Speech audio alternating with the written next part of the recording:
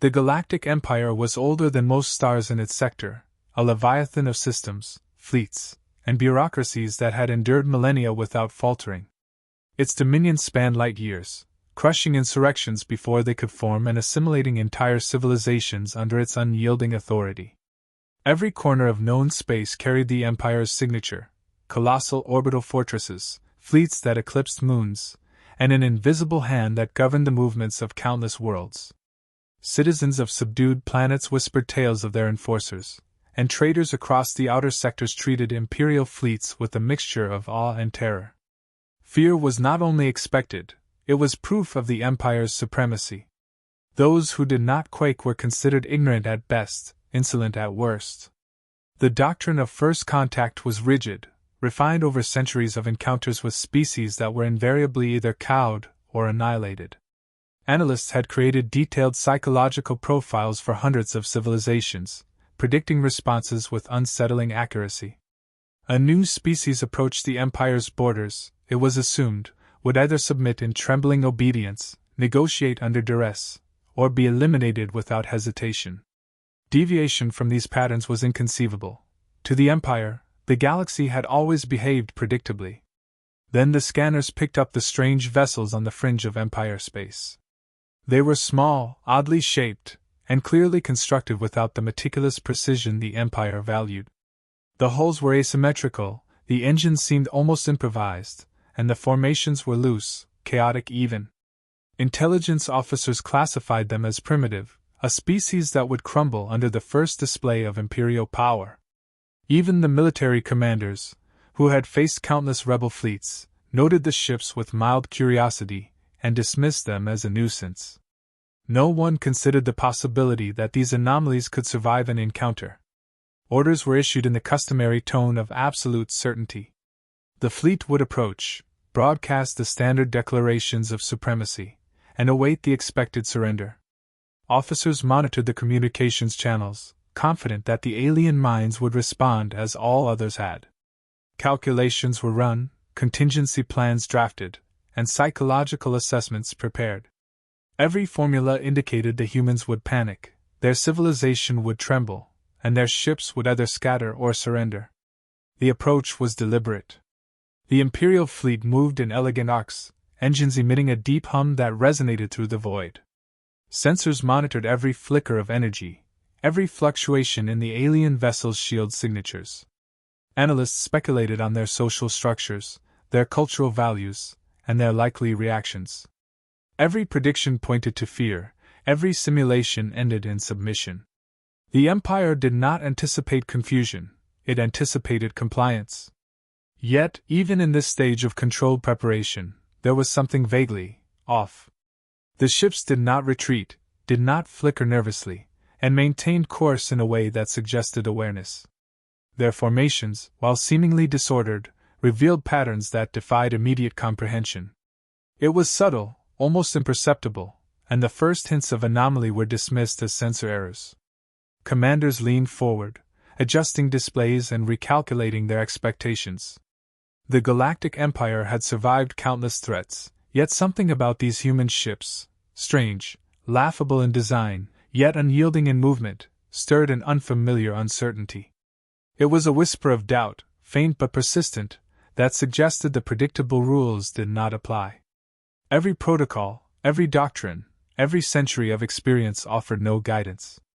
The humans were an unknown quantity in a galaxy that thought it had charted all variables. As the fleet closed the distance, a sense of inevitability lingered. The Empire had never encountered a species that might defy expectation purely through the refusal to behave as others had. In that silence, between scanners and engines, the first hints of a story yet untold hovered in the void, that fear might not be universal, and that some beings might meet dominion not with trembling, but with something entirely unexpected. The first communication came as a ripple across the sensors, casual and oddly fragmented, defying every expectation. Imperial analysts adjusted frequencies, scanning for signs of panic, but found none. Instead of cowering, the human ships emitted bursts of sound that carried laughter, clear, unabashed, and seemingly directed at the Empire itself. The transmission patterns were chaotic, overlapping, yet synchronized in a way that hinted at intent rather than error. The officers exchanged glances, a flicker of doubt passing through ranks that had never questioned certainty. They had anticipated fear, submission, perhaps hesitation, but not amusement. The laughter continued, punctuated by short, seemingly irrelevant statements. References to navigation mistakes, jokes about the fleet's size, even casual commentary about the view from space, all spoken with the same tone that one might reserve for conversation over a dinner table. The Empire's analytical model struggled to process these signals.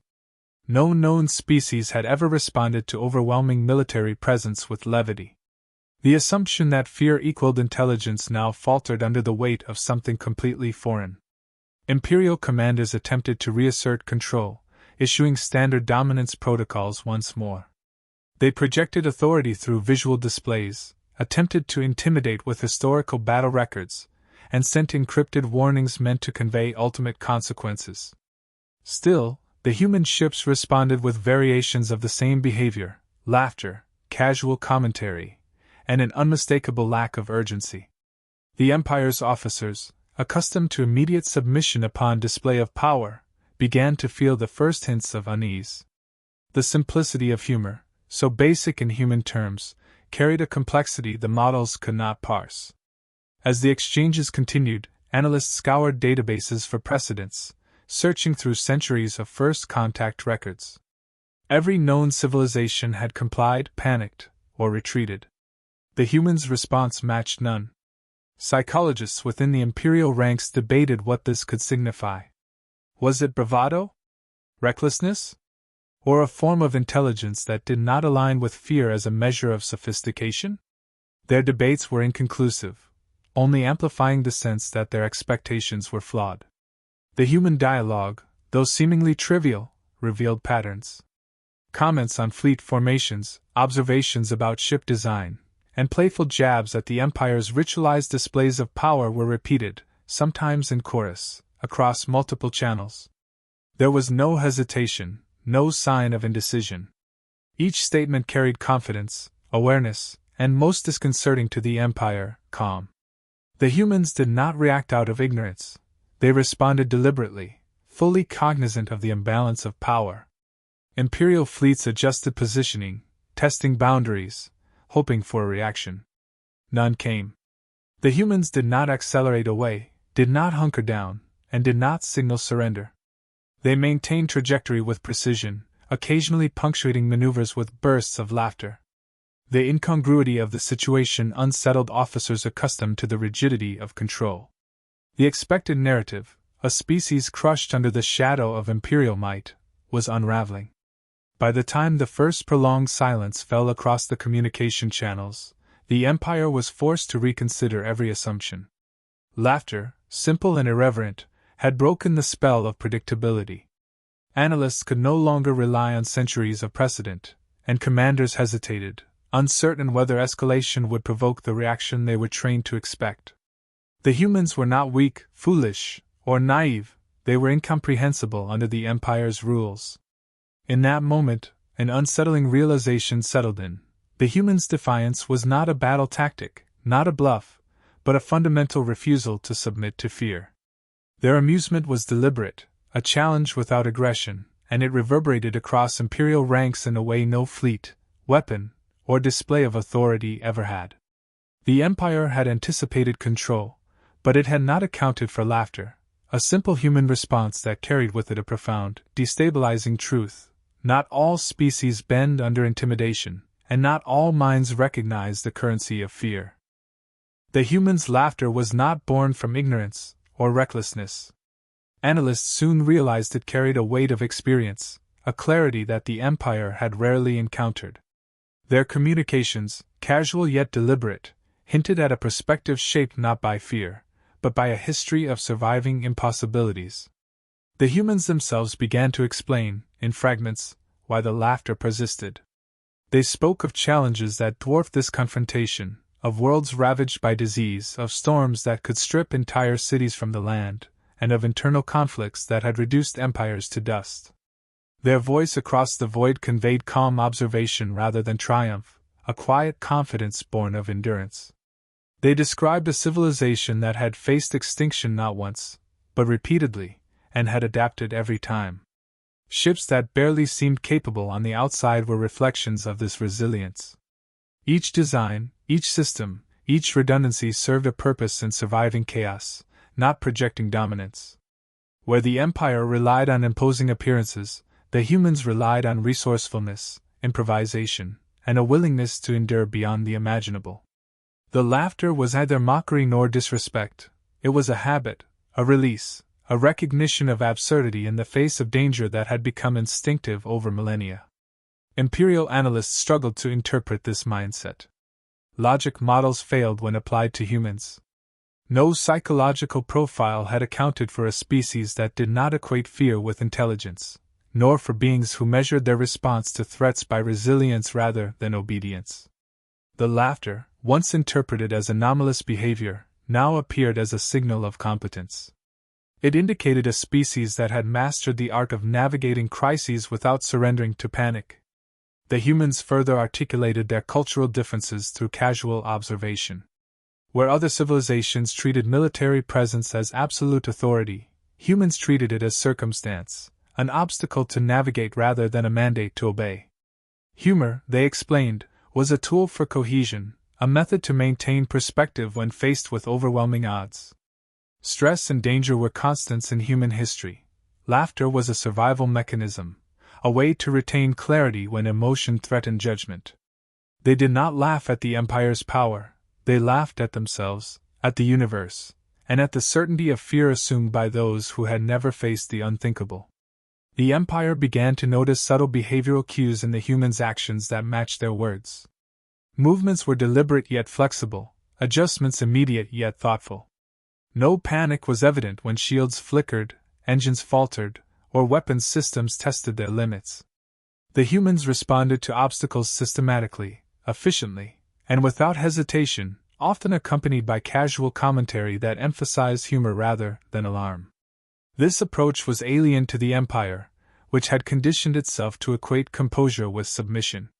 For the first time, a fleet accustomed to unchallenged supremacy faced a species whose strength was invisible, whose confidence was unthreatening, and whose competence contradicted centuries of precedent. The humans' mindset created a paradox. They appeared vulnerable yet were supremely capable. They laughed yet did not underestimate the situation. They spoke casually yet acted decisively. Every analytical model the Empire relied upon fractured under the weight of this contradiction. The humans themselves did not flaunt power or insult. They explained that their response was not defiance but understanding. They had survived natural catastrophes, internal collapse, and near total annihilation. They had learned that fear was a tool, not a condition, and that laughter could exist even amidst danger. It was a subtle, disarming power, one that the Empire could neither quantify nor predict. In that realization, the officers of the fleet began to feel a foreign sensation, uncertainty. The humans were not weak. They were something else entirely, a species that refused to be measured by conventional standards, a species that had already endured what the Empire considered insurmountable, and emerged intact. The void between the fleets carried this unspoken truth. Laughter, endurance, and experience had become a weapon of perception, an invisible measure of strength. The humans' calm, their casual defiance of fear, and their historical resilience established a reality that the Empire could not easily counter. This was the moment when the familiar rules of contact ceased to apply, and the first impression of humanity's true nature settled across the minds of those who had assumed control of the galaxy was absolute. The Empire, confronted with human indifference to intimidation, resolved to test them. A controlled escalation was ordered, calculated to provoke fear, submission, or at least hesitation. Ships moved into aggressive formations, shields flared in demonstration, and long-range weapons targeted the human fleet with precision meant to inspire awe. Imperial analysts predicted immediate retreat or panicked responses, expecting the humans to falter when confronted with overwhelming firepower. Instead, the humans maintained course with an almost casual composure, their laughter undiminished, their communications filled with calm commentary and dry humor that highlighted the Empire's expectations as absurd. Human vessels responded not with rash aggression, but with ingenuity. Maneuvers that seemed reckless at first glance revealed layers of strategic calculation. Engines were throttled and redirected in fluid patterns, creating redundancy in motion that allowed each ship to avoid the Empire's initial sweeps. Shields adapted, not by relying solely on technological superiority, but by precise coordination and anticipating points of pressure. Every apparent flaw in design concealed contingency systems and fail-safes, honed through experience and survival rather than war theater aesthetics. The Empire, trained to expect panic, found instead an elegance in improvisation. As Imperial weapons tested the fleet, minor damage occurred, yet humans responded with efficiency rather than fear. Systems were repaired in real time, improvised modifications activated mid-conflict, and command coordination remained unbroken. Analysts attempted to quantify these responses, but their models failed. Human actions were neither predictable nor reckless. They were a synthesis of adaptability and endurance. Laughter punctuated the operations, not to mock, but as a reinforcement of morale, a signal that adversity was manageable. It was an alien approach to conflict, one that challenged the Empire's assumptions about control, power, and obedience. Communications remained open, and the humans' messages carried the same casual tone. They apologized for interrupting the Empire's grand display, commented on the aesthetics of Imperial formations, and joked about procedural inefficiencies they had observed. These were not taunts but an expression of confidence, demonstrating a species at ease even in the shadow of overwhelming force. The laughter, once perceived as trivial, became a psychological lever, unsettling the Empire's officers who had expected terror to dominate every response. The humans' clarity of mind in the face of danger was both unnerving and illuminating. The Empire's fleet, accustomed to immediate compliance, adjusted tactics multiple times, seeking a reaction that would confirm their dominance. Every maneuver by the humans countered expectation. Improvised shields absorbed volleys in unpredictable sequences. Engine burns, seemingly random, created escape vectors and angles of engagement that confounded targeting algorithms. The humans demonstrated a refusal to conform to conventional combat logic, prioritizing adaptability, cohesion, and survival over aesthetic perfection or brute force. The Empire had encountered resistance before, but never resilience so instinctive, nor strategy so unconventional, executed with such calm humor. For the first time, officers realized that intimidation alone was insufficient. Power projection had always relied on fear as a universal constant. Humans had shattered that principle without aggression. Laughter, efficiency, and improvisation combined into a force the Empire could not quantify. It was not raw strength that unsettled them, but a mastery of survival and coordination that refused to bow to expectation. The fleet's engagements revealed a fundamental misjudgment. Humans were not reacting in defiance. They were operating from a fundamentally different paradigm.